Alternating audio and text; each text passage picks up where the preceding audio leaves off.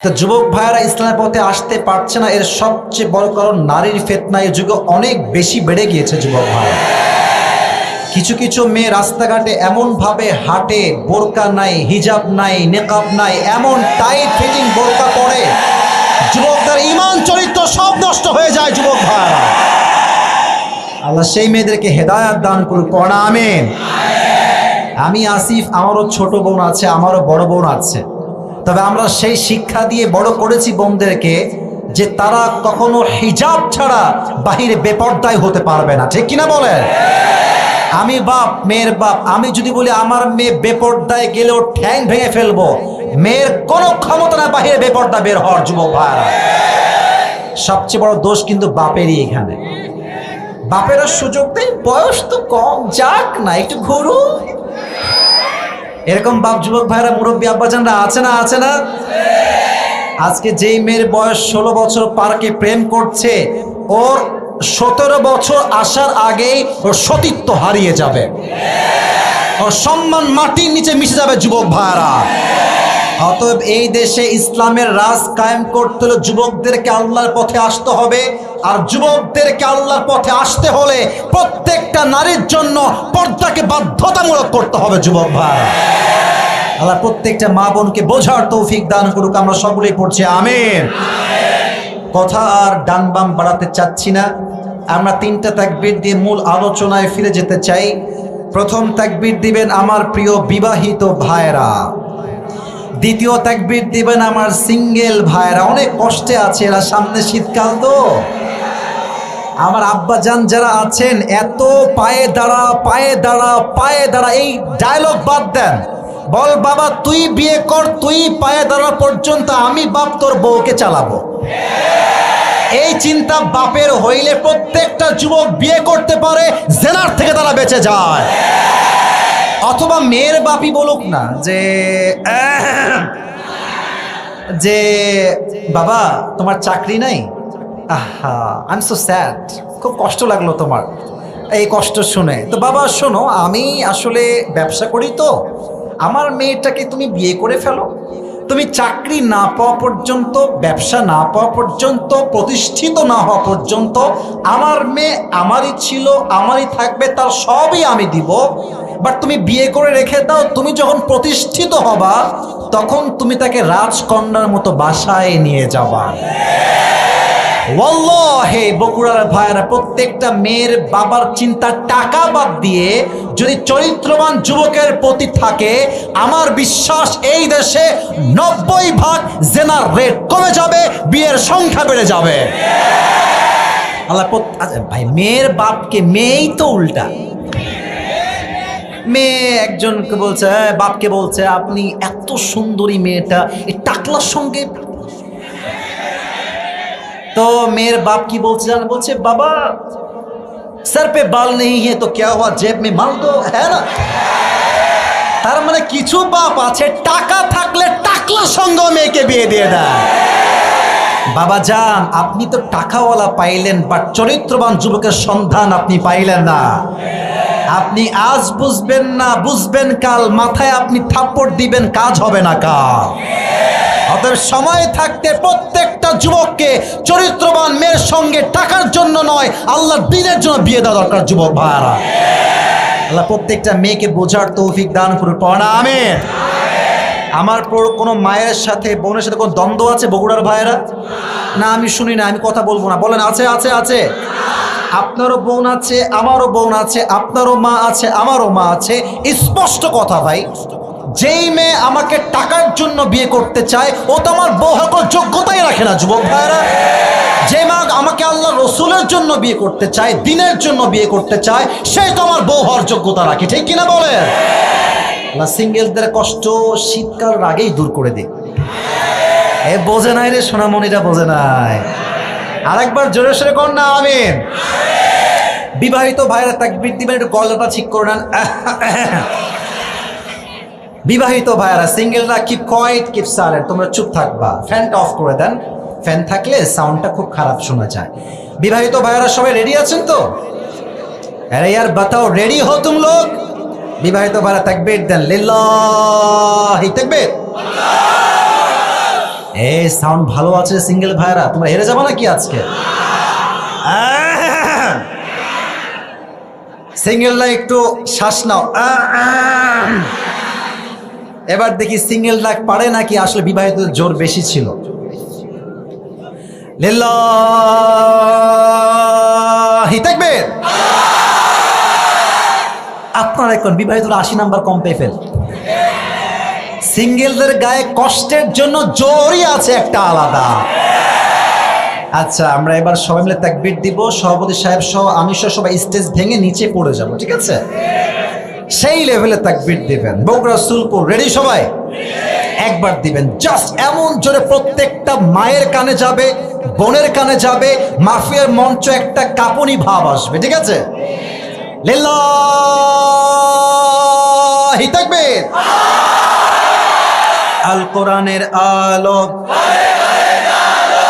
ভুল হয়েছে, ওকে সংসদে জালো, লেটস ট্রাই अगेन। আল কোরআনের আলো, আল হাদিসের আলো, কোরআন হাদিস যেখানে, আলেম ওলামা যেখানে, বগুড়াবাসী যেখানে,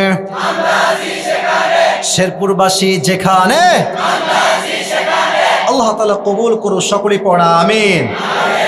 কোরআনটা আমি ডানে রাখলাম, একটা কথা বলে কোরআনে যাচ্ছি। আমি যে হাদিয়া নিয়ে আসছি এটা হচ্ছে আমার পাকিস্তানি একটা টুপি। আমি জানি এটা অনেক দামি না, বাট কাউকে কেউ ভালোবাসলে তার সব জিনিস তার কাছে দামি হয়ে যায়। এই টুপিটা আমি স্পেশালি আমার জন্য কিনেছি। আমি এটা দীর্ঘ লম্বা সময় ইউজও করেছি। আমার অনেক ওয়াজ ইউটিউবে এই টুপি পরে করা আছে, আপনার সার্চ করলে পেয়ে যাবেন। এই টুপিটা আমি, यार ये नसीब की बात है, हर किसी को मिलने वाला नहीं है।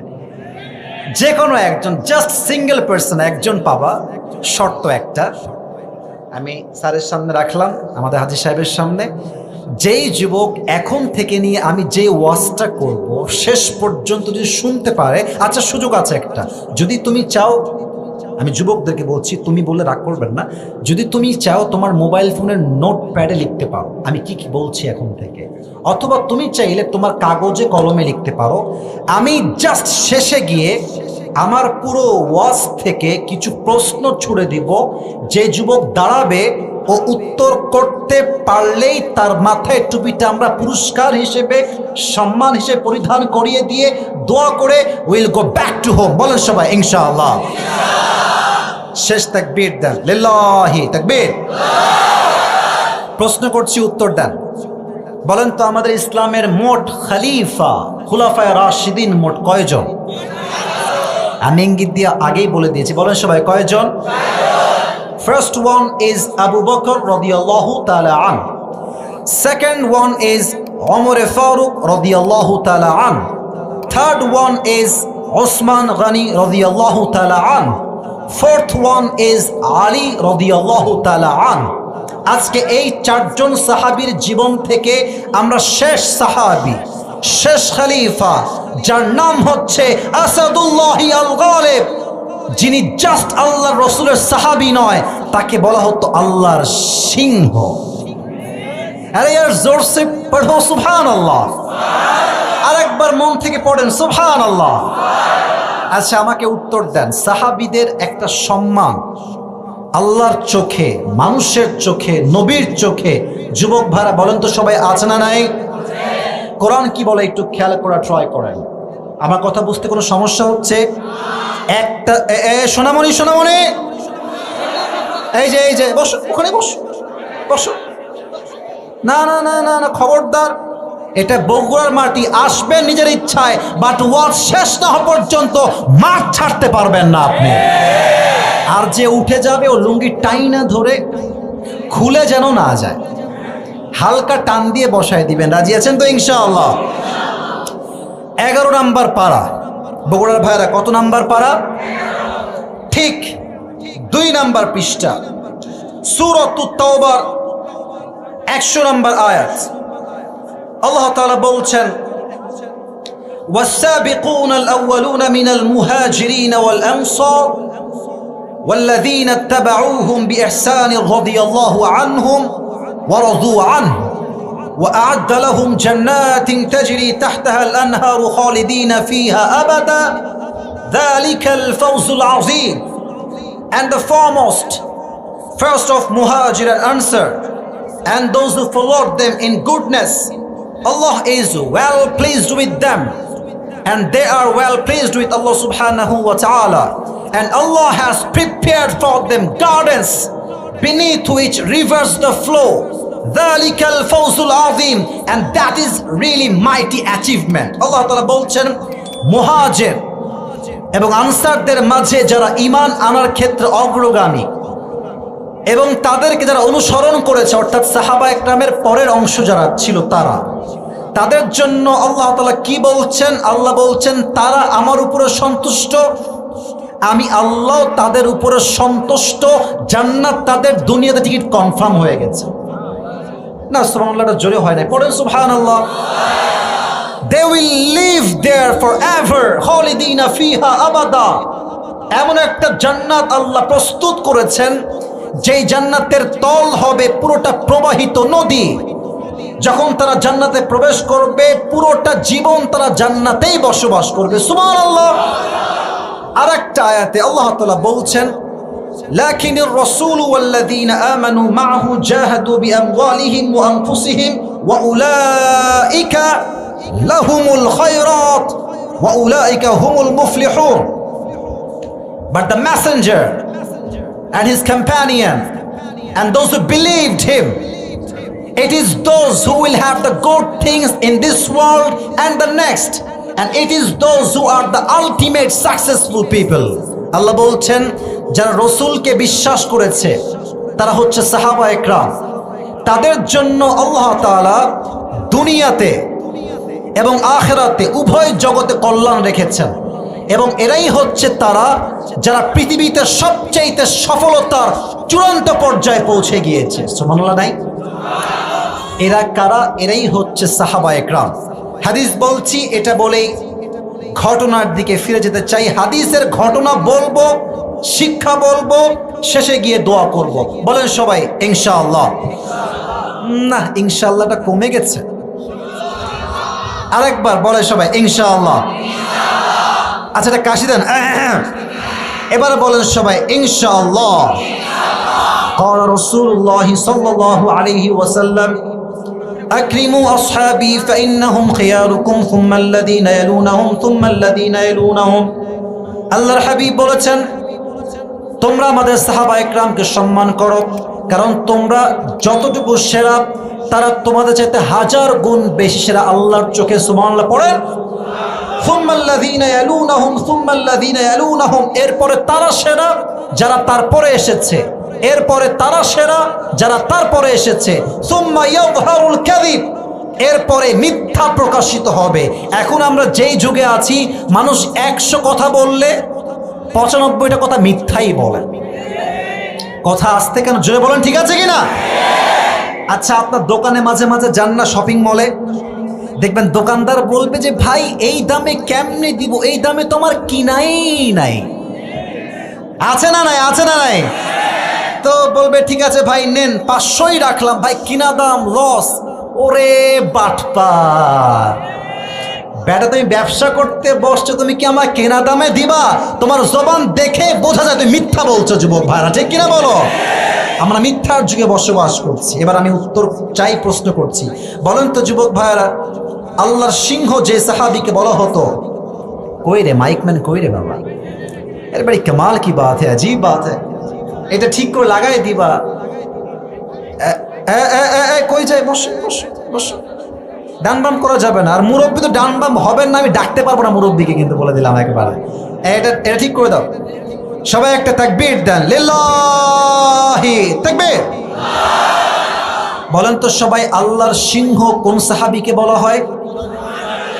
ডানে সাউন্ড, সামনে সাউন্ড নাই। Let's try again. আল্লাহর সিংহ কোন সাহাবীকে বলা হয়? আচ্ছা বলেন তো, আলীর যে সাহস, শক্তি, বীর পুরুষ তিনি ছিলেন, তার ব্রেভনেস, তার সাহসিকতা, বগুড়া শেরপুরের ভাইরা বলেন তো কম না বেশি? কতটা সাহস তার, কতটা বীর পুরুষ তিনি, আমরা হাদিস থেকে জানতে চাই আজকে। একবার নবী করিম সাল্লাল্লাহু আলাইহি ওয়াসাল্লাম যখন তাবুকের যুদ্ধ করলেন, এই যুদ্ধের পরে মুসলমানদের বিজয়টা এতটা সুনিশ্চিত হয়ে গেল যে হাজার হাজার কাফের কালেমা পড়ে মুসলমান হয়ে গেল। সুবহানাল্লাহ পড়ে সবাই। এবং কাফেরদের মাথা খারাপ হয়ে গেল। তারা প্ল্যান শুরু করলো, এবার তো মুহাম্মদকে আর আটকানো যাচ্ছে না, এবার তাকে হত্যা করতে হবে। বলে সবাই নাউজুবিল্লাহ। এবার তারা প্ল্যান করলো কি, আমরা সমস্ত কাফেররা মিলে মদিনায় অ্যাটাক করব, সব কাফেররা মিলে। আচ্ছা, আমরা এখন যেখানে আছি এই জায়গার নাম তো শেরপুর, এই এলাকার নামটা কি? আচ্ছা, ডানেও দেখেন রাস্তা আছে, বামে দেওয়াল। মনে করেন যে ডানেও দেওয়াল, পেছনেও দেওয়াল, পাশে দেওয়াল দেখাই যাচ্ছে। দেওয়াল আছে না এই পাশে একটা? তার মানে যদি কেউ এন্ট্রি নিতে চায়, তিন পাশে দেওয়াল, ওই পেছন দিক দিয়ে আসতে হবে। কথা কি বোঝা যায়? আমি বুঝি নাই, বোঝা যায়? তো নবীজি সাহাবা একরামদেরকে নিয়ে পরামর্শ করলেন যে সাহাবা একরাম শোনো, কাফেররা তো আমাদেরকে অ্যাটাক করতে চায় মদিনায়, আমরা কি প্রিপারেশন নিব এই যুদ্ধের জন্য। এক সাহাবী, তার নাম হলো সালমান ফারসি রাদিয়াল্লাহু তাআলা আনহু, তিনি বললেন, ইয়া রাসূলুল্লাহ, ইয়া হাবিবাল্লাহ, মদিনা চতুর্দিক থেকে দেওয়াল দিয়ে বেষ্টিত, এদিকে দেওয়াল, এদিকে দেওয়াল, এদিকেও দেওয়াল, আসার রাস্তা জাস্ট একটা। যদি আমরা ওই রাস্তায়, পুরো রাস্তাটা কুয়া বা খাল, পুকুর, নাম শুনছেন? আরে ভাই, আমরা তো গ্রামের ছেলে, আমরা অনেক সময় পুকুরেই তো গোসল করি। তো বললেন, ইয়া রাসূলুল্লাহ, আপনি পুরো জায়গাটা লম্বা 5 কিলোমিটার, বগুড়া শেরপুরের ভাড়া কত কিলোমিটার, খাল খনন করেন, আর এর গভীরতা হবে 4 মিটার। কত মিটার? এটা চওড়া হবে 9 মিটার। বলেন সবাই, শেরপুরের ভাইরা কত মিটার?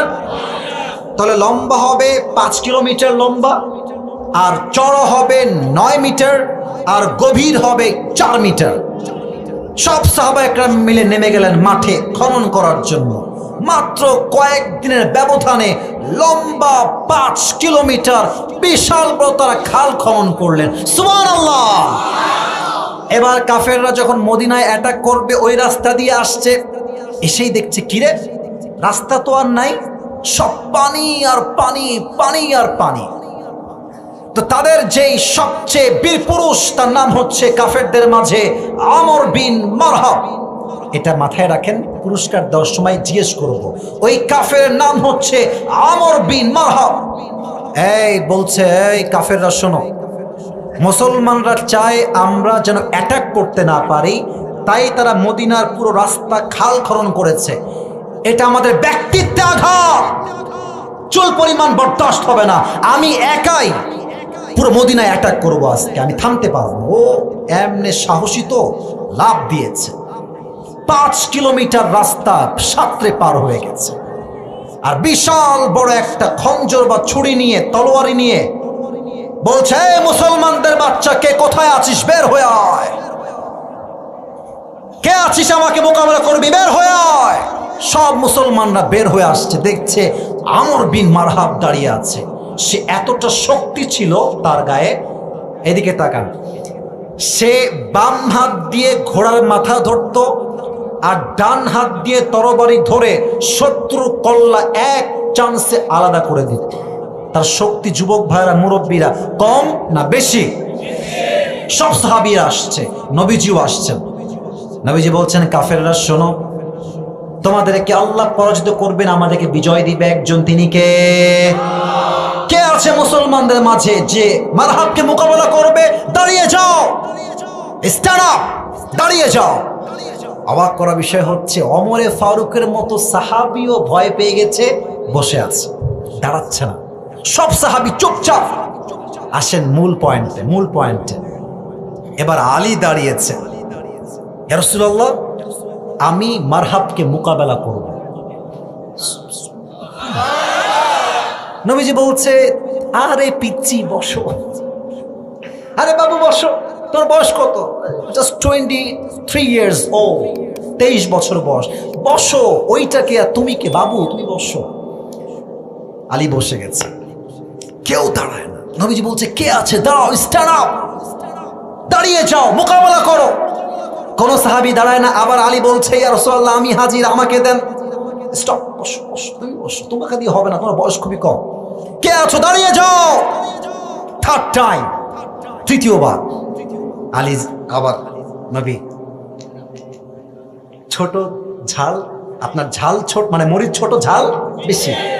নবীজি বলছে, আলী এতবার তুমি দাঁড়িয়েছো, যাও আমি তোমাকে বিশ্বাস করে তোমার হাতে জুলফিকার আমি নিজেই তুলে দিলাম। তরবারি তুলে দিলেন হাতে। এবার আলী আসছে মারহাবের কাছে। ভাইরে, এই হাদিসগুলো শুনলে আসলে দিলের জজবা বেড়ে যায়। মনেই হয় যে মুসলমান কোনো বিড়ালের জাত নয়, মুসলমান তো সিংহের জাত। এবার আলী চলে আসছে আমর বিন মারহাবের কাছে। আমর বিন মারহাব কয়, ইয়ার ইয়ে বাচ্চা কাহা সে আ গিয়া, এই বেবি কই থেকে আসলো? ও তো বিশাল বড় দেহ, তার বয়স হবে 40 থেকে 45, তাগড়া। বলছে, তুমি কে গো? বলছে, আমার নাম আনা আলী, আমার নাম হচ্ছে আলী। বলছে, আলী? এবার দেখেন কি বলছে, বলছে তুমি কি আলী বিন আব্দুল মুত্তালিব? দাদার নাম নিয়েছে। বলছে, না না, আমি আলী বিন আব্দুল মুত্তালিব নই, আমি হচ্ছি আলী বিন আবু তালেব। বলছে, আরে ভাতিজা তুমি? তোমার বাপ তোমার ভাই লাগে? আরে যাও যাও যাও। তুমি কি চাও তোমার বউটা বিধবা হয়ে যাক? তুমি কি চাও তোমার সন্তানটা পিতাহারা হয়ে যাক? তুমি কি চাও তোমার সন্তানগুলো বাবাহারা হয়ে যাক? গো ব্যাক, টার্ন ব্যাক, ফিরে যাও আমার থেকে। আমি তোমার সঙ্গে মোকাবেলা করবো না, আমার একটা ব্যক্তিত্ব বোধ আছে। আমি কি বাচ্চার সঙ্গে মারামারি করবো? Ali, go back, go back, ফিরে যাও। আলীর কথা শোনেন। বলছে, বেটা তোর আমাকে বাচ্চা মনে হয়? একবার আমার সাথে যুদ্ধ করে দেখ, তোর মাথার কল্লা এক চান্সে উড়াই দিব আমি।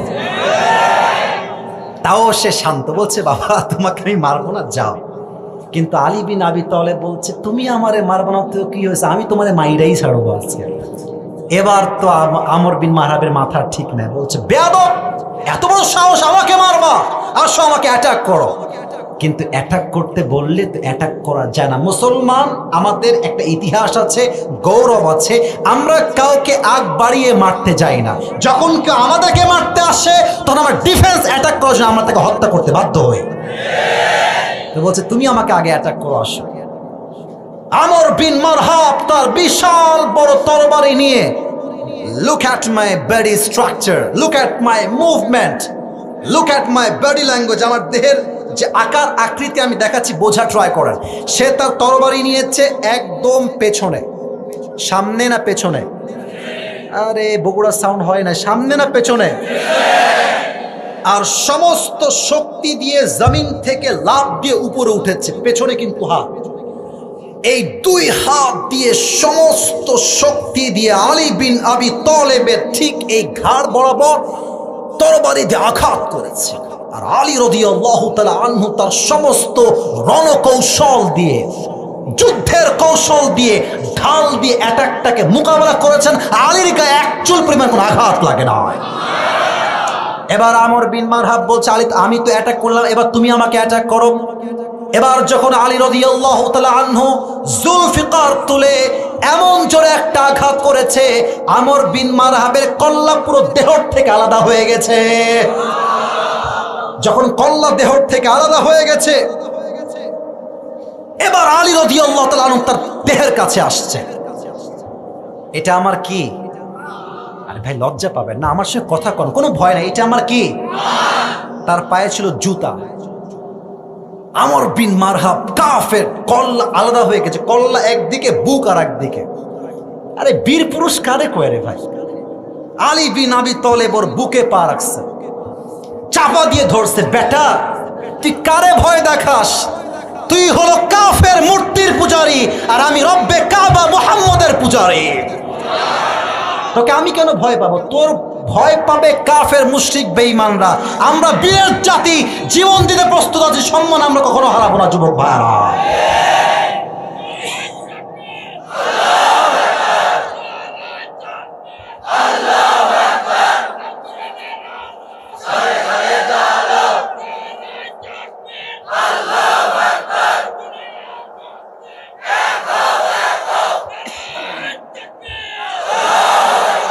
এটাও বাঘের বাচ্চা, মাশাআল্লাহ। আল্লাহ কবুল করুন, পড়ো আমিন। আচ্ছা বলেন তো একটা উত্তর আমাকে, আলী রাদিয়াল্লাহু তাআলা আনহুর বইয়ের নাম কি ছিল? সবার থেকে শুনতে চাই, নাম কি ছিল? আরে ভয় নাই, কোন সবাই, নাম কি ছিল? রাদিয়াল্লাহু তাআলা আনহা। আমাকে আজকে অনেক যুবকরা মেসেজ দিয়েছে, হুজুর আপনি একটু আব্বা আম্মাকে বুঝাই কইেন যেন আমার বিয়েটা দিয়ে দেয়। আমি বলছি কে গো তুমি? বলছি আমি বগুড়া শেরপুর থেকে বলছি হুজুর। ওইটা মনে এখানেই আছে, আমি জানি। আমি এখন যে প্রশ্ন করছি আবার উত্তর দেন। আলীর যেই বউ ছিল, বউটার নাম কি ছিল? আচ্ছা বলেন তো, নবীর বংশ জাস্ট একজন মেয়ের মাধ্যমে বিস্তার হয়েছে, কোনো পুত্র সন্তান বেঁচেই ছিল না। যেই মেয়ের মাধ্যমে বংশের বিস্তার ঘটেছিল, মেয়েটার নাম কি? ফাতেমা রাদিয়াল্লাহু তাআলা আনহা। সুবহানাল্লাহ পড়ে সবাই। আমি এখন যে হাদিসটা বলবো, মুরব্বীরা, আব্বা জানরা একটু কান, যুবকরা আমার কথা এমনিও শুনবে অমনিও শুনবে। মুরব্বীরা, আমার আব্বা জানরা একটু আপনারা কান খাড়া করবেন। মুরব্বীরা দেখেন, যখন ফাতেমার বয়স বিয়ের কাছে আসলো, নবীজি বললেন, এই সাহাবা একরাম শোনো, আমি আমার একমাত্র কলিজার টুকরা মেয়ে ফাতেমাকে বিয়ে দিব, উত্তম পাত্র কে কে আছো, কাম হিয়ার, আমার কাছে আসো। সবার আগে আসছে নবীজির বন্ধু আবু বকর রাদিয়াল্লাহু তাআলা আনহু। সুবহানাল্লাহ। আরে ইয়ার জোরসে বলো সুবহানাল্লাহ। এসে বলছে, ইয়া রাসূলুল্লাহ, ইয়া হাবিবাল্লাহ, আমি আপনার মেয়েকে বিয়ে করতে চাই। নবীজি কিছুই করে, নবীজি চুপচাপ মাথা নিচের দিকে। আবু বকর বুঝে গেছে যে আমার খাওয়া হবে না, আমার বিয়ে হবে না, আমি যাই। চলে আসছে সেকেন্ড টাইম। ওমরে ফারুক আসে, ইয়া রাসূলুল্লাহ, ইয়া হাবিবাল্লাহ, আমি আপনার মেয়েকে বিয়ে করতে চাই, ফাতেমাকে আপনি কি বিয়ে দিবেন? নবীজি মাথাটা, কোনো কথাই না, চুপচাপ এমনি। ওমর বুঝে গেছে, I am rejected, I am rejected, আমার বিয়ে হবে না, আমিও পালাই। আচ্ছা বন্ধু বান্ধব একসঙ্গে থাকলে যুবক, হ্যাঁ সোনামণি তুমি বসে পড়ো, তাকবীর দেন, লিল্লাহি তাকবীর। এখানে অনেক যুবক তোমরা আসলেই ভালো, কিন্তু তোমাদের কিছু বন্ধু আছে লুচ্চা নাম্বার 1। রাস্তায় দাঁড়িয়ে আছে, মাশাআল্লাহ, বন্ধু কলেজ কবে যাবি, স্কুল কবে যাবি, হঠাৎ করে ওর বন্ধু এই দেখ দেখ দেখ দেখ দেখ দেখ দেখ দেখ। ও বলছে ভাই আমি দেখবো না, তোর দেখালে মামা, না দেখলেই মিস হয়ে যাবে। তো কিছু যুবক মেয়ে দেখতে না চাইলেও কিছু যুবক চরিত্রহীন হওয়ার জন্য তার বন্ধু চরিত্রহীন হয়ে যায়। সাহাবা একরামরা কখনো এরকম বেয়াদবি মার্কা এরকম কোনো আচরণ করতেন না। তো সব বের হয়ে আসছে, এবার বাহিরে আছে মোট 4 জন সাহাবী। বগুড়া শেরপুরের ভাইরা, আমার হাত দিয়ে কোন কয়জন সাহাবী? 1 নাম্বার আবু বকর, 2 নাম্বার ওমর, 3 হচ্ছে আব্দুর রহমান বিন আউফ, 4 হচ্ছে আলী রাদিয়াল্লাহু তাআলা আনহু। আবু বকরের মুখটা লজ্জায় লাল, রিজেক্টেড। ওমরের মুখটা লজ্জায় লাল, রিজেক্টেড। এখন আব্দুর রহমান বিন আউফ আছে আর আলী রাদিয়াল্লাহু তাআলা আনহু আছে। তা আব্দুর রহমান বিন আউফ বলছে, আলী বন্ধু আমার বিশ্বাস তুমি যদি ফাতেমার প্রস্তাব নিয়ে নবীর কাছে যাও, আমার বিশ্বাস বন্ধু আল্লাহ রসুল তোমাকে খালি হাতে ফিরাই দিবে না। আরে यार জোরসে বলো সুবহানাল্লাহ। এবার আলী বলছে, কি বলো, আমার না আছে বাড়ি, না আছে টাকা, না আছে কোনো আমার ব্যবসা। আব্দুর রহমান বিন আউফ বলছে, রাখে আল্লাহ মারে কে, মারে আল্লাহ রাখে কে। আরে ট্রাই তো করো, ট্রাই করতে দোষ কোথায়, ঠিক কিনা বলো? এবার আলী রাদিয়াল্লাহু তাআলা আনহু লজ্জায় লজ্জায় নবীর কাছে আসছে, একবার ডানে একবার বামে, এদিক ব্রিং তিরিং ব্রিং তিরিং ব্রিং করছে। তো নবীজি বলছে, আলী চাল এদিকে আসো, কি হয়েছে তোমার, লজ্জা কেন, কি বলবা বলো। আলী নবীর কাছে আসার আগে জিব্রাইল ওহী দিয়েছে, ইয়া রাসূলুল্লাহ, আলী আপনার কাছে ফাতেমার বিবাহের প্রস্তাব নিয়ে আসছে। আলী ভাই মাথা নিচু করে বলছে, নবীজি কিভাবে বলি, কেমনে বলি, আপনি রাগটা করেন কিনা? বলছে, বলবা তো, কি বলতে চাও বলো। আলী বলছে, নবী আমি আপনার মেয়ে ফাতেমাকে বিয়ে করতে চাই। নবীজি আগের 2 বার ছিলেন, এই যে রাইট বলছেন, কথা ঠিক আছে, আগের 2 বার ছিলেন কিপ কোয়াইট, কিপ সাইলেন্ট, কোনো কথা নাই, একদম চুপ। এবার তিনি ইয়েসও বললেন না, নো বললেন না, উনি জাস্ট বললেন, আলী যাও ইনশাআল্লাহ। আরে কোন আলহামদুলিল্লাহ, কেন আলহামদুলিল্লাহ? দেখবেন বিয়ে হয়ে গেলেই সবাই আলহামদুলিল্লাহ হয়ে গেছে, যাও যাও যাও যাও। তো ইনশাআল্লাহ বলার পরে আলী আবার ইনশাআল্লাহর অর্থ বোঝে না, প্যাস লাগছে এখানে। আলী আসছে মন মরা, আর ওই যে বন্ধু আব্দুর রহমান বিনাও পাঠাইছিল, ও বুঝে গেছে আজকে আমার বাস নিশ্চিত। আমি পাঠাইছি বন্ধু রিজেক্ট খাইছে, আমার তো কপালে মায়ের আছে, পালাচ্ছে দৌড় দিয়ে। ভাবছে জিজ্ঞেস করে কি হলো আসলে, আবার দৌড় দিয়ে আসে, আলী কি হলো গো, নবী কি বললো? বলছে বন্ধু আমিও রিজেক্ট খাইছি। তো বলছে নবী কি কিছুই বলে নাই? তো বলছে হ্যাঁ নবীজি একটা কথা বলেছেন, শুধু বলেছেন ইনশাআল্লাহ। আব্দুর রহমান বিনা বলে ডাজন্ট মেক এনি সেন্স, বন্ধু তুমি কি বোঝো না, নবীর ইনশাআল্লাহ মানে বিয়ে অর্ধেক ডান হয়ে গেছে। এবার নবীজি মা ফাতেমার কাছে আসছে, ডাক দিয়ে বলছে ইয়া ফাতেমা, তোমার জন্য এই মদিনার তল্লাটে সবচাইতে চরিত্রবান যুবক আলীর সন্ধান পেয়েছি মা। Do you agree with that proposal? তুমি কি একমত আছো? ফাতেমা ইয়েস না নো না, জাস্ট ইনশাআল্লাহ না, জাস্ট একটু মুচকি হাসি দিয়েছে। নবীজি বলছে আলহামদুলিল্লাহ। বিয়ের ক্ষেত্রে যারা আছেন আমার বাবারা ভাইয়েরা, মেয়ে ইয়েস বলা জরুরি নয়। যদি মেয়ে একটু মিটি মিটি হাসে বুঝবেন দাল মে কুছ কালা তো জরুর হ্যায় ইহাঁ পে, ঠিক কিনা বলো? তাহলে কি বুঝলেন শিক্ষা আব্বা জান? আপনি আপনার মেয়ের জন্য ছেলে দেখেছেন, আপনার পছন্দ, আপনার মেয়ের পছন্দ হয়েছে কিনা, you have to justify that first, ঠিক কিনা বলো? মেয়েকে বলবেন আম্মা তোমাকে আমি অমক ছেলে বগুড়া শেরপুরে তার বাসা, বিশাল বড় ব্যবসা সে করে, অনেক টাকার মালিক সে, তুমি কি বিয়ে করবা কিনা? মেয়ে যদি বলে আব্বা আমি রাজি না, আপনার চুল পরিমাণ কোনো অধিকার নাই আপনার মেয়েকে জোর করে কোন যুবক বিয়ে দেওয়ার, যুবক ভাইরা, ঠিক কিনা বলো? মেয়ের থেকে পারমিশন নেবেন আগে। তাহলে এখন কি শিক্ষা পেলেন? নবী যখন আলীকে বিয়ে দিলেন, নবী দেখলেন যে আলীর সম্পত্তি টাকা পয়সা কত বেশি, এটা দেখে নবীজি বিয়ে দিয়েছেন। কথা কোন ইয়েস নাকি নো? আলীর কি ঢাকায় বাড়ি ছিল, গুলশানে বাড়ি ছিল, দুবাই বাড়ি ছিল? কিছুই ছিল না। আমি মিথ্যা বলছি না, আপনি হুজুর থেকে জিজ্ঞেস করেন।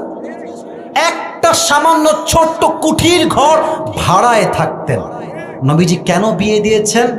টাকা না থাকতে পারে, বিশাল বড় ফ্ল্যাট না থাকতে পারে, বাট যার কাছে উত্তম চরিত্র আছে তার কাছে তো একজন মেয়ে বউ হিসেবে সুখী হবে যুবক ভাই।